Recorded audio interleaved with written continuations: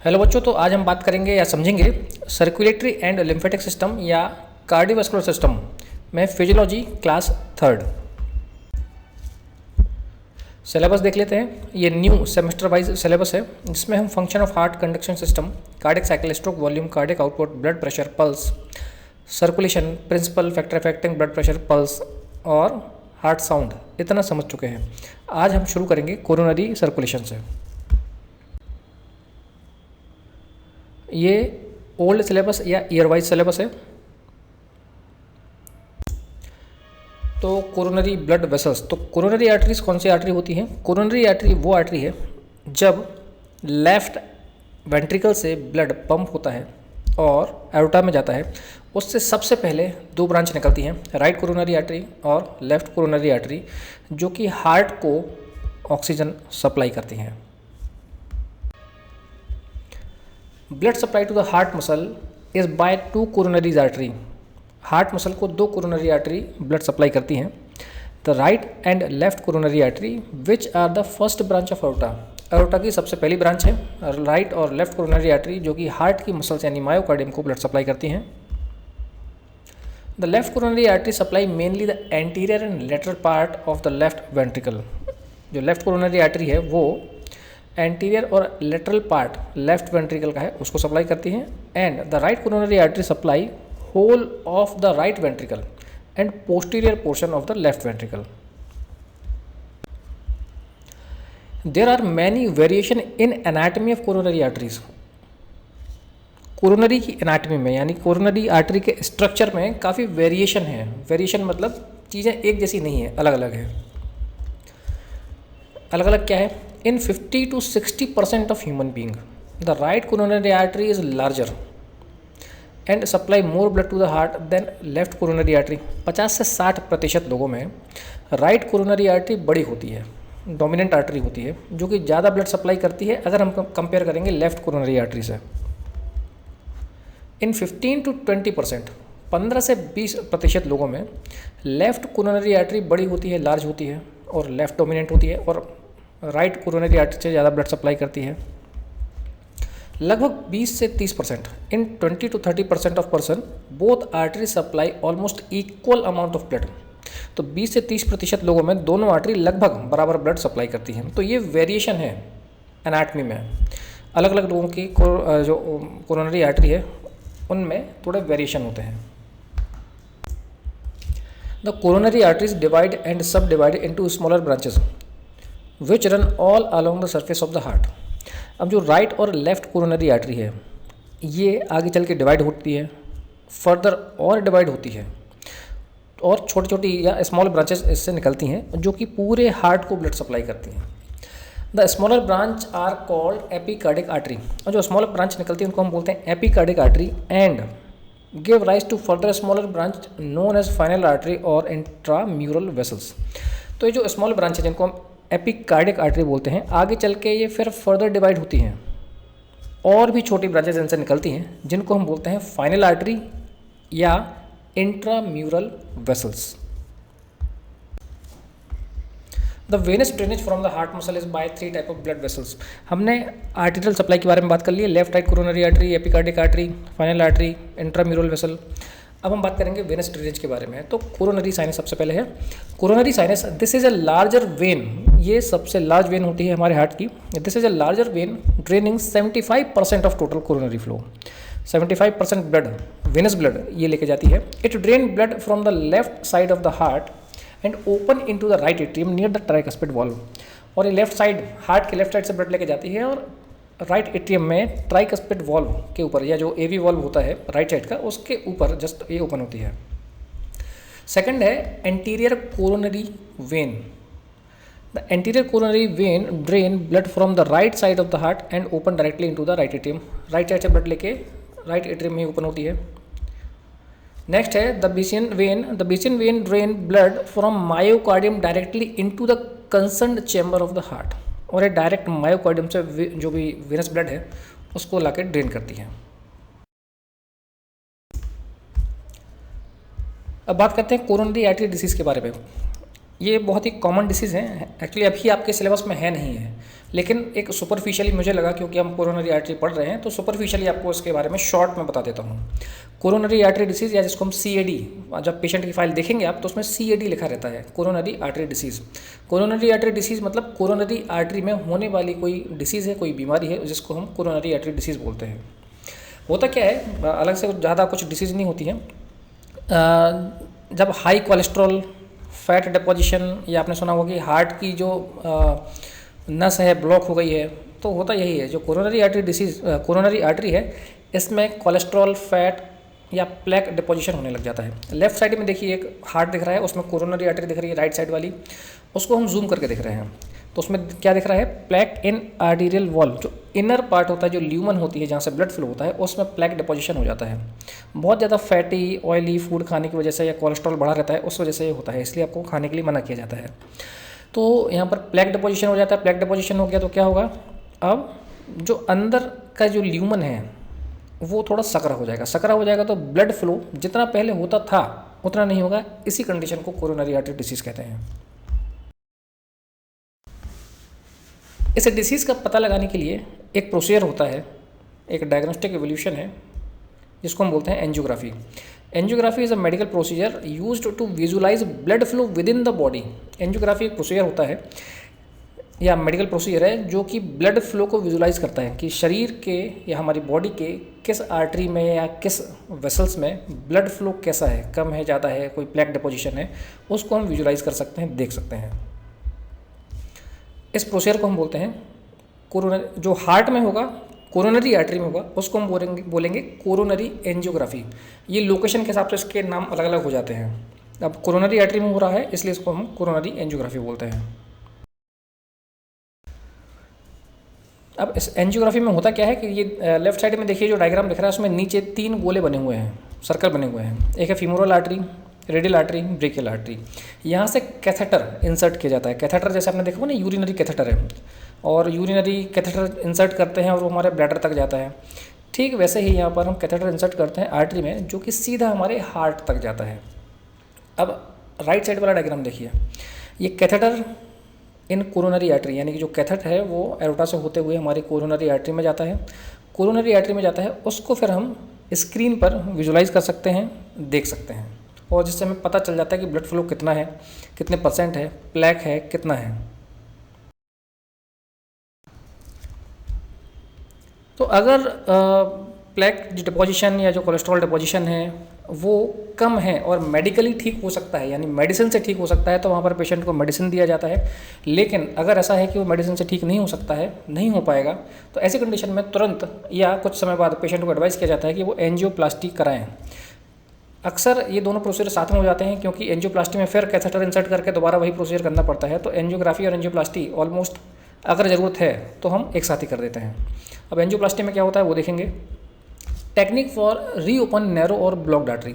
जो blocked artery है या नैरो सक्रिय आर्टरी है जिसमें ब्लड फ्लो बहुत कम हो गया है या बंद हो गया है, उसको फिर से हम रीओपन करते हैं, जिसको हम बोलते हैं एंजियोप्लास्टी। बैलून एंजियो 2 प्रकार की होती है। बैलून एंजियोप्लास्टी है जिसमें क्या करते हैं, which involve using the pressure on the inflating balloon to clear the plaque that is blocking the artery. This is rarely done alone except in cases when doctor are unable to place a stent in a required position. अब balloon angioplasty में होता क्या है, जहाँ पे अपने अभी diagram में देखा था प्लेक डिपोजिशन है, वहाँ तक कैथेटर जाता है और एक बलून, गुब्बारा एक टाइप छोटा सा रहता है, उसको इन्फ्लेट करते हैं, उसको फुलाते हैं। फुलाएंगे तो जो प्लेक है वो दब जाएगा वॉल के अगेंस्ट में, और बीच का जो रास्ता है वो थोड़ा सा खुल जाता है। अब इस कंडीशन में साथ ही साथ एक स्टेंट भी प्लेस किया जाता है। स्टेंट प्लेस नहीं करते हैं जब पेशेंट या जो डॉक्टर है वो उसको प्लेस करने में अनेबल हों, इसलिए बलून एंजियोप्लास्टी में पहले तो बलून इन्फ्लेट करते हैं, साथ ही साथ स्टेंट भी प्लेस किया जाता है। विदाउट स्टेंट प्लेसमेंट ये रेयरली ही होता है। दूसरा है stent placement in the artery. Stent help to prevent the artery narrowing again after angioplasty. Stent क्या होता है, स्टेंट प्लेसमेंट इन आर्टरी है, आर्टरी में हम स्टेंट प्लेसमेंट करते हैं और स्टेंट हेल्प करता है कि दोबारा आर्टरी नैरो ना हो या सक्रिय ना हो। डायग्राम में देख लेते हैं, ज़्यादा अच्छे से समझ में आएगा। सबसे ऊपर देखिए पहला डायग्राम, लेफ्ट साइड से पढ़ते जाइए क्या है। पहले आर्टरी है, फिर क्या लिखा है, डिफ्लेटेड बलून। अब ये कैथेटर आ गया है उस साइड पे जहाँ पर प्लेक डिपोजिशन है, ठीक है। डिफ्लेटेड बलून है, डिफ्लेटेड मतलब होता है पिचका हुआ बलून। फिर ये प्लेग दिख रहा है और आपको क्लोज्ड स्टेंट दिख रहा है, ये जाली टाइप दिख रहा है, ये स्टेंट कहलाता है। सेकेंड डायग्राम में देखिए इन्फ्लेटेड बलून, बलून इन्फ्लेट हुआ या उसको फुलाया और साथ ही साथ जो क्लोज्ड स्टेंट था ये भी खुल गया और आप देखिए इसका जो प्लेग है वो भी दब गया है, रास्ता जो है थोड़ा सा खुल गया है। अब थर्ड डायग्राम देखिए, अब इसमें क्या करेंगे, यहाँ पर कैथेटर और बलून वापस खींच ले, बलून को पिचका के डिफ्लेट करके फिर से कैथेटर और बलून को वापस निकाल लिया जाता है और स्टेंट कोरोनरी आर्टरी में ही रह जाता है और वो रास्ते को बना के रखता है। Stent, wounded artery, compressed plaque और इंक्रीज ब्लड फ्लो, तो पेशेंट का ब्लड फ्लो इंक्रीज हो गया। जो कंडीशन होती है जैसे कि मायोकार्डियम इन्फेक्शन है, हार्ट अटैक है, वो कंडीशन CAD की वजह से होती है, एंजियोप्लास्टी होने की वजह से। फिर वो जो दो डिसीज़ हैं MI, मायोकार्डियल इन्फेक्शन और हार्ट अटैक, ये समस्याएं फिर पेशेंट को नहीं होती हैं। अब हम बात करते हैं डिवीजन ऑफ सर्कुलेशन। सर्कुलेशन कितने प्रकार का होता है, तो ये दो प्रकार का होता है, पहला है सिस्टमेटिक सर्कुलेशन और दूसरा है पल्मोनरी सर्कुलेशन। सिस्टमेटिक सर्कुलेशन में क्या है, this is otherwise known as greater circulation, इसको हम ग्रेटर सर्कुलेशन भी बोलते हैं। The blood which is pumped from the left ventricle pass through the series of blood vessels of arterial tree and arterial system, arterial and reaches the tissue. अब जो blood left ventricle से pump होता है वो हमारे arterial system से पूरी body को सप्लाई होता है और सेल्स टिश्यूज तक पहुंचता है। The blood vessel system are the aorta, larger artery, smaller artery and arterioles. The arterioles branch into the capillaries. तो जो ब्लड वेसल सिस्टम है, आर्टेरियल ब्लड वेसल सिस्टम है, इसमें क्या क्या है, एरोटा है मेन, फिर लार्जर आर्टरी या बड़ी बड़ी आर्टरी होती हैं, फिर उनसे छोटी छोटी आर्टरी निकलती हैं, स्मॉलर आर्टरीज, आर्टेरियोल्स बहुत पतली, और arteriole branches into the capillary, और आर्टेरियोल्स से फिर कैपिलरीज निकलती हैं, बनती हैं। The capillaries are responsible for exchange of various substance between the blood and the tissue. This is because the wall of the capillary is permeable to the very substance.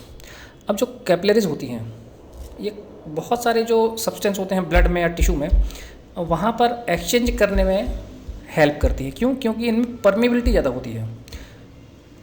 Capillary से arterioles या artery से arterioles, arteriole से capillary में blood आया, oxygenated blood आया, वहाँ पर फिर ये टिश्यू से एक्सचेंज होगा, टिश्यू से एक्सचेंज हो जाता है, O2 ले ली टिश्यू ने, CO2 दे दी, और जो भी टॉक्सिक सब्सटेंस थे या जो वेस्ट सब्सटेंस थे वो वापस ब्लड में आ गया।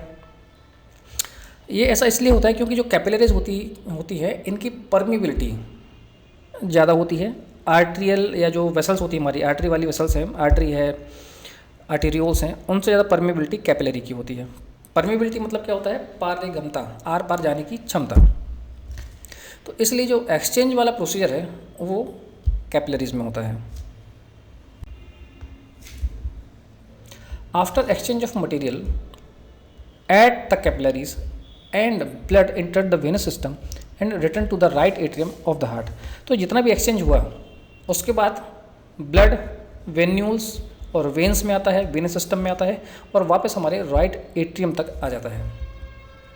The blood vessel of the venous tree और venous system are the venules, smaller vein, larger vein and vena केवा।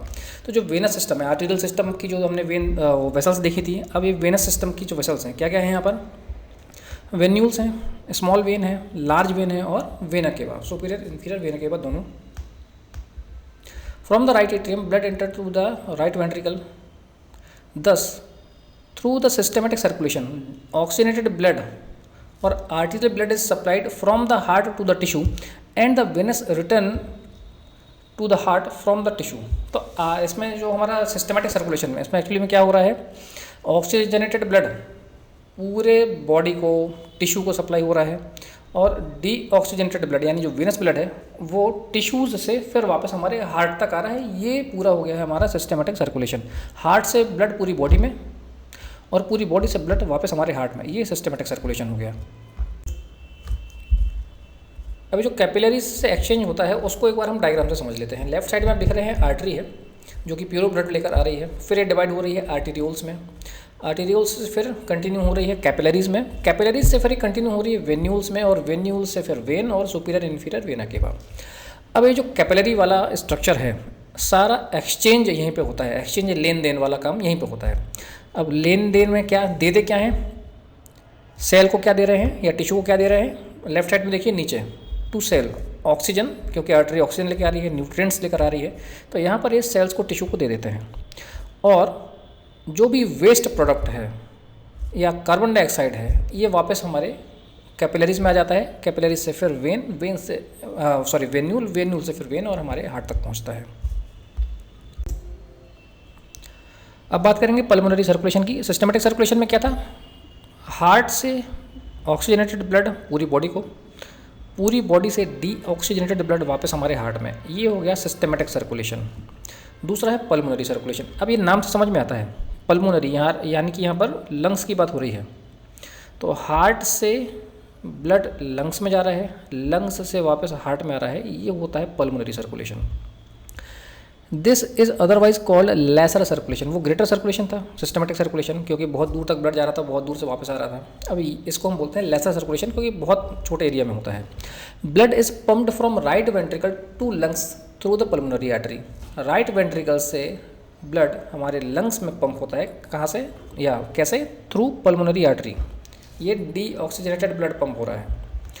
The exchange of gases occur between the blood and alveoli of the lungs through the pulmonary capillary membrane. अब जो pulmonary capillary membrane है वहाँ पर gas exchange का programme हो रहा है, CO2 वापस बाहर निकल रही है, O2 जो हम सांस ले रहे हैं तो उसकी O2 उसमें मिक्स हो जाती है। The oxygenated blood return to the left atrium through the pulmonary vein, और पल्मोनरी वेन के थ्रू ऑक्सीजनेटेड ब्लड वापस हमारे लेफ्ट एट्रियम में आ रहा है, यानी कि ब्लड हार्ट से लंग में जा रहा है और लंग से फिर वापस हमारे हार्ट में आ रहा है।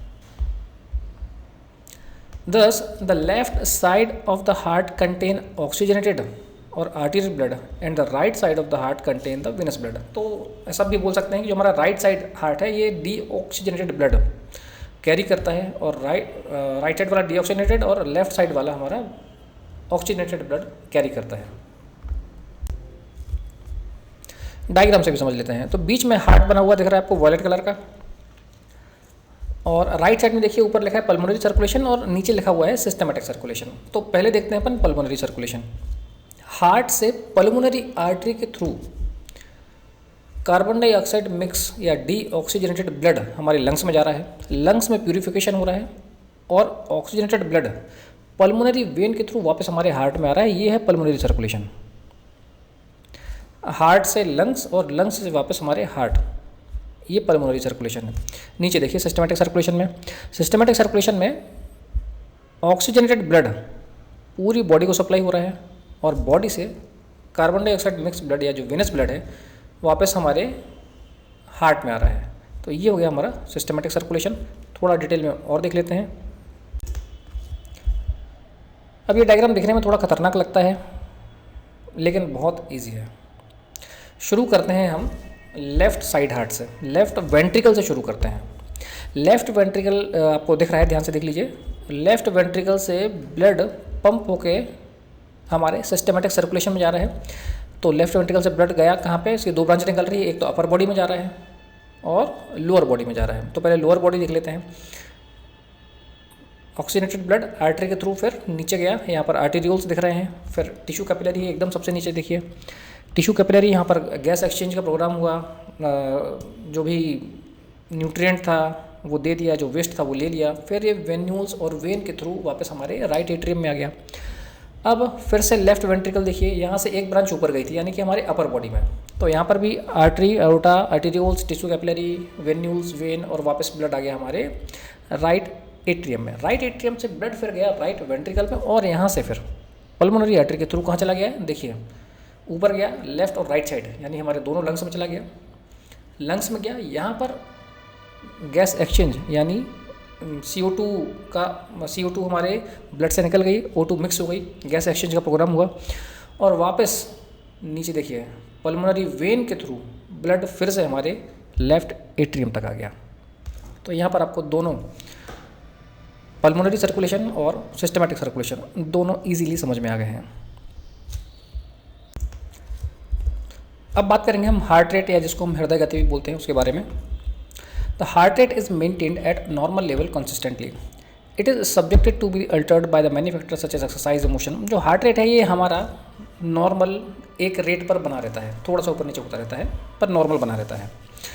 लेकिन कुछ फैक्टर्स हैं जो उसको ऊपर नीचे भी कर सकते हैं, जैसे कि एक्सरसाइज हम करते हैं या आप जब रनिंग करते हैं, दौड़ते हैं, भागते हैं तो आपका हार्ट रेट तेज़ हो जाता है, बढ़ जाता है, इंक्रीज़ हो जाता है। आप सीढ़ियाँ ऊपर नीचे करेंगे, रस्सी कूदेंगे या आप रोएंगे, घबरा जाएंगे, डर लगेगा, तब भी आपका हार्ट रेट दिल जो है वो ज़ोर ज़ोर से धड़कने लगता है। ठीक है, तो कुछ फैक्टर्स हैं जिनकी वजह से हार्ट रेट ऊपर नीचे हो सकता है, अदरवाइज़ ये नॉर्मल एक रेंज है उसमें बना रहता है। However the under physiological condition the altered heart rate is bought back to normal level quickly. तो नॉर्मल फिजियोलॉजिकल कंडीशन में कोई बीमारी नहीं है, एक्सरसाइज करते हैं या इमोशनल होते हैं आप, आपका हार्ट रेट बढ़ जाता है, तब जो अल्टर्ड हार्ट रेट है या जो ऊपर नीचे हार्ट रेट आपका हुआ है उसको जल्दी से जल्दी नॉर्मल कर लिया जाता है। ये कैसे होता है? This is because of the perfectly tuned regulatory mechanism in the body through the nervous system. हमारे शरीर में एक रेगुलेटरी मैकेनिज्म होता है जो हार्ट रेट का रेगुलेशन करता है नर्वस सिस्टम के थ्रू, वो इसको नॉर्मल ला देता है। Normal heart rate is 72 beats per minute, it ranges between 60 and 80 per minute. तो नॉर्मली अगर हम देखें तो उसका हार्ट रेट जो है वो 72 बीट्स पर मिनट है। हमारी कार्डियक साइकिल के अकॉर्डिंग 0.8 सेकंड के हिसाब से अगर हम देखें 60 सेकंड में तो 72 आता है, लेकिन इसकी रेंज जो है वो 60 से 80 बीट पर मिनट तक हो सकती है। ये नॉर्मल रेंज है।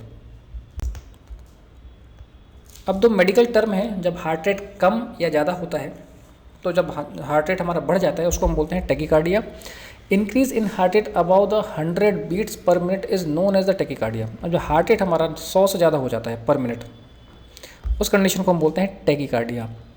याद रखने का तरीका क्या है? टी जो फर्स्ट लेटर है इसका टी से टैकीकार्डिया है, और टी से ही अगर हम इसको हिंदी में कन्वर्ट करें तो टी तेज की जो स्पेलिंग है TEJ, तेज होना, टैकीकार्डिया और तेज होना टी, इसलिए वहाँ से आप इसको याद रख सकते हैं कि टैकीकार्डिया मतलब होता है हार्ट रेट बढ़ना। Physiological condition in which the tachycardia occur are exercise, pregnancy and emotional condition such as the high as anxiety. अब तो कुछ फिजियोलॉजिकल कंडीशन है जिनमें हार्ट रेट हमारा बढ़ जाता है, एक्सरसाइज करते हैं, कोई स्पोर्ट एक्टिविटी कर रहे हैं, ड्यूरिंग प्रेगनेंसी भी हार्ट, जो प्रेग्नेंट लेडी होती है उनका हार्ट रेट भी बढ़ा हुआ रहता है। इमोशनल कंडीशन जैसे अगर आपको एंगर है या एंजाइटी है, गुस्सा आ रहा है, बेचैनी हो रही है, घबराहट हो रही है, डर लग रहा है, तब भी हार्ट रेट बढ़ जाता है। Heart rate is high in children, और बच्चों में हार्ट रेट थोड़ा ज़्यादा ही होता है। जो न्यू बॉर्न बच्चे होते हैं उनमें लगभग 100 के ऊपर ही, मतलब 150 के आसपास हार्ट रेट रहता है। The pathological condition in which the tachycardia occur are fever, anaemia, hypothyroidism, hyper secretion of the catecholamine, cardiomyopathy and valvular heart disease. Pathological मतलब कुछ बीमारी वाली कंडीशन है जिनमें कि हार्ट रेट बढ़ा हुआ रहता है, जैसे कि फीवर, बुखार जब आता है, एनीमिया अगर होता है, हाइपरथायराइडिज्म, थायराइड हार्मोन का लेवल अगर बढ़ा हुआ है T3 T4 का, hyper secretion of the catecholamine का सिक्रेशन ज़्यादा है, कार्डियोमायोपैथी यानी कार्डियक मसल्स में कुछ डिसीज़ है, और हार्ट के जो वॉल्व हैं उनकी अगर डिसीज़ है, तो ऐसी कंडीशन में पेशेंट का हार्ट रेट बढ़ा हुआ रहता है, यानी कि वो टैकीकार्डिया में रहता है। दूसरा है ब्रेडीकार्डिया। ब्रेडी, टैकी मतलब तेज, ब्रेडी उसका अपोजिट है यानी कि slow. Decrease in heart rate below the 60 per minute is known as bradycardia. अगर हार्ट रेट 60 से कम चला जाता है, ऐसी कंडीशन में हम इसको ब्रेडीकार्डिया बोलते हैं। फिजियोलॉजिकल कंडीशन व्हेन द ब्रेडीकार्डिया अगर is sleep the athlete have low heart rate.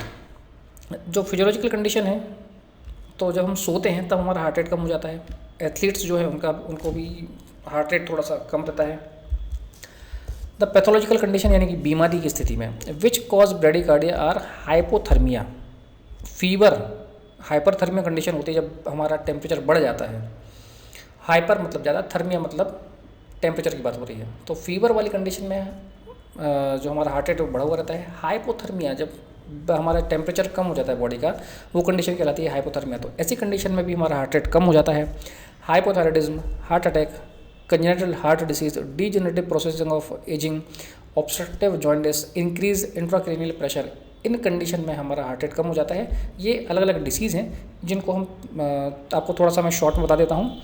Hypothermia मैंने आपको बता दिया है। हाइपोथायराइडिज्म मतलब जब थायराइड हार्मोन का जो लेवल है वो थोड़ा नॉर्मल से कम हो जाता है, वो कंडीशन कहलाती है हाइपोथायराइडिज्म। थायराइड हार्मोन का मेन जो काम है वो है BMR यानी बेसल मेटाबॉलिक रेट, उसको मेंटेन करके रखना। अब थायराइड हार्मोन कम होते हैं तो हमारा बीएमआर कम हो जाता है, बीएमआर कम हो जाता है तो पूरी बॉडी का प्रोसेस स्लो हो जाता है, कम हो जाता है। ऐसे लोगों को कॉन्स्टिपेशन बना रहता है, थकान बनी रहती है। और जब थायराइड हार्मोन ज़्यादा होते हैं तो बीएमआर ज़्यादा होता है, तो सब कुछ तेज़ हो जाता है, तो हार्ट रेट भी तेज़ हो जाता है। तो ठीक वैसे यहाँ पर हाइपोथायराइडिज्म में हार्ट रेट हमारा कम हो जाता है।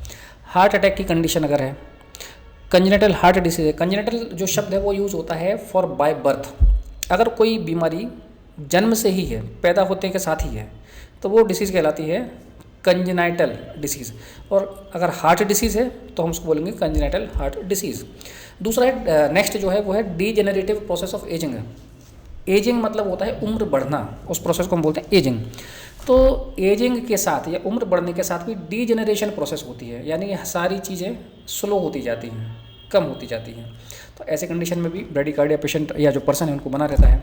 ऑब्स्ट्रक्टिव जॉइंटिस एक कंडीशन अलग है पीलिया वाली। इंक्रीज्ड आईसीपी या जिसको हम बोलते हैं इंट्राक्रेनियल प्रेशर। क्रेनियम जो स्ट्रक्चर है ये हमारा जो क्या बोलते हैं हेड होता है, उसको हम बोलते हैं क्रेनियम। उसके अंदर अगर प्रेशर बढ़ता है तो हम बोलते हैं इंट्राक्रेनियल प्रेशर। तो ऐसी कंडीशन में भी ब्रेडिकार्डिया पेशेंट को होता है। Certain drug like beta blocker, calcium channel blocker, digitalis and other anti arrhythmic drug also cause bradycardia. अब ये जो ड्रग्स हैं ये आपको फार्मा में पढ़ने को मिलेंगी डिटेल में, अभी तो आप सिर्फ नाम देख लीजिए। बीटा ब्लॉकर है, कैल्शियम चैनल ब्लॉकर है, इसमें कैल्शियम अभी नहीं लिखा हुआ है, डिजिटालिस है, और अदर एंटी अरिथमेटिक ड्रग। ये जो ड्रग्स हैं ये भी ब्रेडिकार्डिया यानी कि हार्ट रेट को कम करने का काम करती हैं। अब नेक्स्ट देखते हैं regulation of heart rate. Heart rate is regulated by the nervous mechanism. The nervous mechanism regulating heart rate consist of 3 component. तो जो हार्ट रेट है ये हमारे नर्वस मैकेनिज्म से कंट्रोल होता है। अब यहाँ पर 3 कंपोनेंट हैं जो कि हार्ट रेट को मेंटेन करने का काम करते हैं। पहला है वैसोमोटर सेंटर, दूसरा है मोटर या efferent nerve fibre to the heart, और थर्ड है सेंसरी या आफरेंट जिसको हम बोलेंगे nerve fibre from the heart.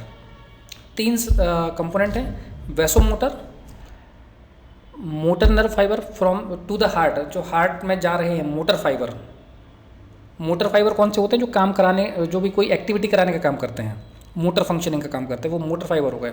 Sensory जो सिग्नल भेजते हैं कि ये स्थिति है, तो motor fibre to the heart और sensory fibre from the heart और वैसोमोटर, ये 3 कंपोनेंट हैं जो कि हार्ट रेट रेगुलेशन का काम करते हैं नर्वस मैकेनिज्म के थ्रू। एक एक करके समझेंगे इनको। तो पहला है वैसोमोटर सेंटर। वैसोमोटर सेंटर में क्या है? The heart rate is regulated by the same centre in the brain which regulate the blood pressure. अब जो सेंटर ब्लड प्रेशर को रेगुलेट करते हैं वही सेंटर हार्ट रेट को भी रेगुलेट करते हैं। It is called vasomotor centre, जिसको हम बोलते हैं वैसोमोटर सेंटर, या इसको पहले कार्डियक सेंटर भी हम बोलते थे या पढ़ते थे। Vasomotor centre is bilaterally situated in the reticular formation of medulla oblongata and the lower part of the pons. जो हमारा ब्रेन का स्ट्रक्चर होता है मेडुला ऑब्लोंगेटा और पोन्स, उसमें बायलैटरली यानी कि दोनों साइड वैसोमोटर सेंटर सिचुएटेड होते हैं। The vasomotor centre has 3 area. अब वैसोमोटर सेंटर में भी 3 अलग अलग एरिया होते हैं। पहला है वैसोडायलेटर एरिया, दूसरा है वैसोकॉन्स्ट्रिक्टर एरिया और तीसरा है सेंसरी एरिया। ध्यान रखिए 3 कंपोनेंट में से पहला पढ़ रहे हैं अपन वैसोमोटर, उसमें फर्दर 3 सेंटर अलग अलग हैं, वैसोडायलेटर, वैसोकॉन्स्ट्रिक्टर और सेंसरी एरिया। तो पहला है vasodilator area. This area decrease the heart rate. अब ये वैसोडायलेटर एरिया है, इस एरिया का काम क्या है? वेसल्स को डायलेट करने का, उनको फैलाने का काम है। वेसल डायलेट हो जाती हैं और हार्ट रेट कम करने का काम करते हैं। उसको समझते हैं आगे कैसे। This area decrease the heart rate. ये एरिया हार्ट रेट कम करने का काम करता है। It decrease the heart rate by sending inhibitory impulse to the heart through the vagus nerve. Vagus nerve के थ्रू ये इनहिबिटरी इम्पल्स भेजता है हार्ट में। इनहिबिटरी मतलब कम करना। It also cause dilation to the blood vessels, और साथ ही साथ ये ब्लड वेसल्स को डायलेट करने का काम भी करता है। Stimulation of this area decrease the heart rate and stimulation with strong stimulus stop the heart beat.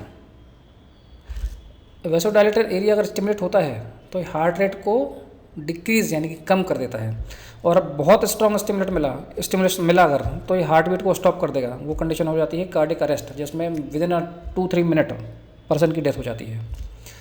तो stimulation of the area of this area decrease the heart rate. Vasodilator area को अगर stimulation मिलता है तो ये heart rate को कम करने का काम करता है।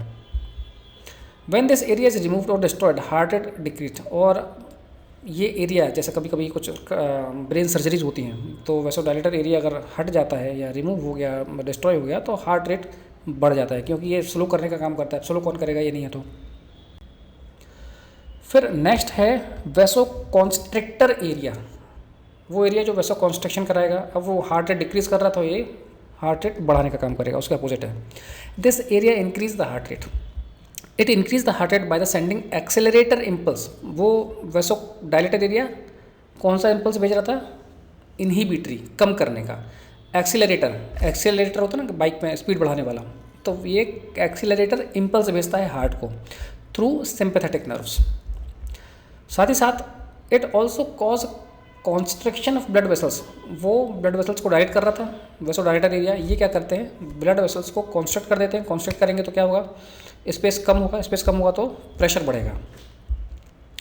Stimulation of this centre increase the heart rate and its removal और destruction decrease the heart rate. तो इस सेंटर में अगर स्टिमुलेशन मिलता है, यानी कि वैसो कॉन्स्ट्रिक्टर एरिया में अगर स्टिमुलेशन मिलता है, तो ये हार्ट रेट को बढ़ाने का काम करता है। फिर थर्ड है सेंसरी एरिया। ध्यान रखिए, अभी हम वैसो मोटर की बात कर रहे हैं, उसमें 3 थे, तो उसका थर्ड है ये sensory area. It is in the posterior part of the vasomotor centre which lies in the medulla and pons. Pons और मेडुला में ये सिचुएटेड होता है। This area receive sensory impulse via the glossopharyngeal nerve and vagus nerve from the periphery, particularly from the baroreceptors.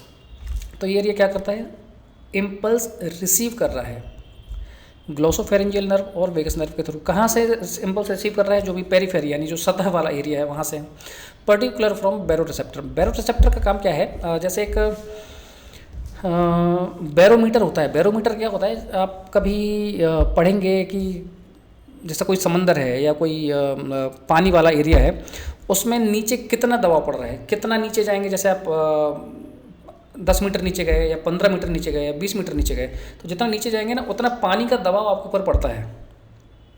तो वो दबाव नापने के लिए एक इंस्ट्रूमेंट होता है जिसको हम बोलते हैं बैरोमीटर, प्रेशर नापने का। ठीक वैसे ही हमारे शरीर में बैरोरिसेप्टर होते हैं, ये प्रेशर चेंज को लेके स्टिमुलेट होते हैं। अगर प्रेशर चेंज हुआ तो ये स्टिमुलेट होंगे, तो बैरोरिसेप्टर प्रेशर को रिस्पॉन्स करते हैं। तो this area receive sensory impulse via glossopharyngeal nerve, vagus nerve from periphery, particularly from the baroreceptor. तो जब भी अगर प्रेशर चेंज होता है, ब्लड प्रेशर चेंज होता है, तो ये स्टिमुलेट सेंसरी सिग्नल भेजते हैं सेंसरी एरिया को। कैसे, वेगस और ग्लोसोफेरेंजियल नर्व के through. In turn this area control the vasoconstrictor and vasodilator area. तो अब सेंसरी एरिया ने सिग्नल लिया पूरे शरीर से कि क्या स्थिति चल रही है, उस हिसाब से फिर डिसीजन लेता है कि वैसो कॉन्स्ट्रिक्शन करवाना है कि वैसो डायलेशन करवाना है। तो अगर जो भी करवाना है तो उस एरिया को फिर ये कंट्रोल करता है या ऑर्डर देता है। ठीक है, तो हमने वैसो मोटर सेंटर समझ लिया है, उसमें 3 चीज़ें समझ ली है, vasodilator area, vasoconstrictor area और सेंसरी एरिया, जो कि इन दोनों को कंट्रोल करेगा। फिर है motor nerve fibre to the heart, यानी कि जो नर्व्स हार्ट में जा रही हैं, हार्ट तक पहुंच रही हैं, सिग्नल लेके हार्ट तक जा रही है। मोटर सिग्नल, मोटर मतलब एक्टिविटी कराना। जैसे अगर आप चल रहे हैं, फिर रहे हैं, हाथ ऊपर नीचे कर रहे हैं, तो ये मोटर नर्व के थ्रू होता है। आपको कुछ चुभ गया तो आपके ब्रेन, आपको मालूम चला, आपके ब्रेन तक सिग्नल गया, ये होता है सेंसरी के थ्रू। ठीक है, तो अब हम बात कर रहे हैं motor nerve fibre to the heart. Heart receive efferent nerve from the both division of the autonomic nervous system. ये इफरेंट नर्व रिसीव करता है ऑटोनॉमिक नर्वस सिस्टम से, दोनों डिवीजन से, पैरासिम्पैथेटिक से भी और सिंपैथेटिक से भी। Parasympathetic fibre arise from the medulla oblongata and pass to the vagus nerve. The sympathetic fibre arise from the upper thoracic segment of the spinal cord and pass through the sympathetic nerves. तो sympathetic fibre कहाँ से, medulla oblongata से शुरू होते हैं और vagus nerve के थ्रू हमारे हार्ट तक पहुँचते हैं। साथ ही साथ सिंपैथेटिक फाइबर्स हमारे जो थोरैसिक सेगमेंट होता है, T1 से लेकर T12 वाला, वहाँ से फिर जो सेगमेंट निकल रहे हैं और स्पाइनल कॉर्ड के थ्रू हमारे हार्ट तक पहुँचते हैं, ये सिंपैथेटिक फाइबर्स है। ये सब समझने के लिए आपको नर्वस सिस्टम समझना होगा। अगर आपने नहीं देखा है तो प्लीज़ उसको देख लीजिए, तो और अच्छे से समझ में आएगा। अब जो मोटर नर्व फाइबर हैं जो हार्ट को जा रहे हैं, इसमें 2 सेगमेंट थे, एक पैरासिम्पैथेटिक और दूसरा था सिंपैथेटिक। उसमें से पहला हम समझ रहे हैं अभी parasympathetic nerve fibre. The vagal nerve fibre are cardio inhibitory in function. तो जो वेगल नर्व फाइबर होते हैं, जो पैरासिम्पैथेटिक नर्व फाइबर होते हैं, कार्डियो इनहिबिटरी होते हैं, हार्ट रेट को कम करने का काम करते हैं। These nerve fibre carry cardio inhibitory impulses from the vasodilator area of the heart. ये कार्डियो इनहिबिटरी इम्पल्स कैरी करते हैं। फिर नेक्स्ट है सिंपैथेटिक नर्व फाइबर। अब वो कार्डियो इनहिबिटरी था तो ये उसके अपोजिट कार्डियो एक्सीलरेटर है, यानी हार्ट रेट बढ़ाने का काम करेगा। The sympathetic nerve fibre are cardio accelerator in function. These nerve carry cardio accelerator impulse from vasoconstrictor area to the heart. ये वैसोकॉन्स्ट्रिक्टर एरिया से कार्डियो एक्सीलरेटर इम्पल्स कैरी करेंगे। अब बात करेंगे sensory nerve fibre from the heart. इसके पहले हमने बात की थी मोटर नर्व फाइबर के बारे में। इसमें ऑटोनोमिक नर्वस सिस्टम के पैरासिम्पैथेटिक और सिंपैथेटिक फाइबर अलग अलग जगह से हार्ट तक आ रहे थे, जो कि सिग्नल हार्ट तक ला रहे थे और हार्ट को उस हिसाब से एक्ट करवा रहे थे। अब ये है sensory nerve fibre from the heart, यानी हार्ट से नर्व फाइबर बाहर जा रहे हैं। The afferent nerve fibre from the heart pass through the inferior cervical sympathetic nerve. These nerve fibre carry sensation. अब ये हार्ट में जो भी चेंजेस होता है उसका सेंसेशन, उसका सिग्नल हमारे ब्रेन तक भेजते हैं। These nerve fibre carry sensation of stretch and pain from the heart to the brain via spinal cord. हमारे हार्ट की मसल, जैसे कि एमआई कंडीशन थी एक, जिसको हम बोलते हैं मायोकार्डियल इन्फ्रैक्शन, एक कंडीशन होती है एंजाइना पेक्टोरिस। एंजाइना पेक्टोरिस मतलब जो हार्ट में पेन होता है, जैसे चेस्ट पेन अलग चीज़ हो जाती है और हार्ट पेन अलग चीज़ हो जाती है। चेस्ट मतलब हमारे सीने में दर्द हो रहा है, हार्ट पेन यानी कि हमारे हार्ट में स्पेसिफिक हार्ट में ही पेन हो रहा है। तो जो हार्ट में पेन होता है स्पेसिफिक, उसको हम बोलते हैं एंजाइना पेक्टोरिस। तो उस प्रकार का अगर कुछ दर्द है, एंजाइना पेन अगर हो रहा है या हार्ट में स्ट्रेचिंग हो रही है, तो उसका सेंसेशन हम हमारे ब्रेन तक लेके जाते हैं ये फाइबर्स, और हमको मालूम चलता है, हमको एहसास होता है कि किस प्रकार का दर्द हो रहा है। तो ये हो गया हमारा sensory nerve fibre from the heart. तो आज हमने coronary circulation, pulmonary circulation, systematic circulation, heart rate, regulation of heart rate इतना समझ लिया है। नेक्स्ट क्लास में इस यूनिट को हम कंप्लीट कर लेंगे, उसके बाद हम ब्लड समझेंगे, उसके बाद फिर एंडोक्राइन सिस्टम को शुरू करेंगे। Thank you. अभी एक और सिलेबस देख लेते हैं ईयर वाइज। ये ओल्ड सिलेबस है।